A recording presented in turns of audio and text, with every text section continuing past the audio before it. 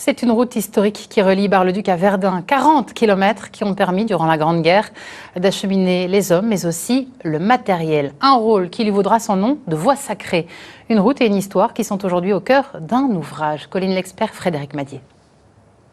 À côté de cette rusticité, vous aviez quand même quelques modèles comme celui-ci, le Latil, le Tard. Figurez-vous que c'est le premier véhicule 4x4. Les 4 roues étaient motrices. La présence et le travail de Marie Curie, le matériel acheminé, les types de véhicules, plus de 250 pages retracent les petites et grandes histoires de la voie sacrée, unique route menant au front à Verdun en 1916, un véritable symbole.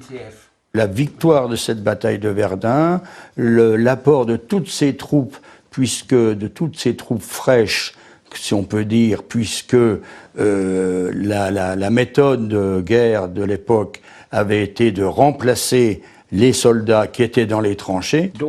Un va-et-vient continuel, raconté dans cet ouvrage grâce à 10 ans de travail et de recherche. Il réunit témoignages, photos et illustrations sous la plume de Jean-Pierre Iscla. Qu'est-ce qui fait qu'on est un pays, qu'on est des compatriotes, etc. C'est notre histoire commune, c'est notre langue, c'est notre identité. Et ça fait partie de tout ça. Donc, pour ceux qui ont donné leur vie, etc., on a un devoir de mémoire. Édité pour l'heure à 150 exemplaires, le livre s'attarde aussi sur l'aspect désormais mémoriel de cette route.